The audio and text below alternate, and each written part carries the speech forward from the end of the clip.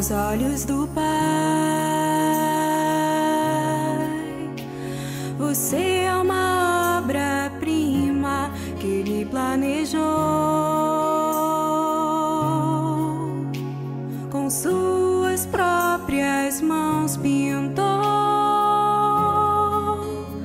a cor de sua pele, os seus cabelos desenhou cada detalhe, num toque de amor aos olhos do Pai.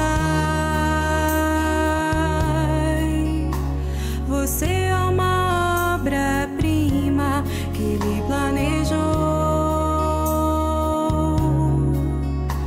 Com suas próprias mãos pintou a cor de sua pele,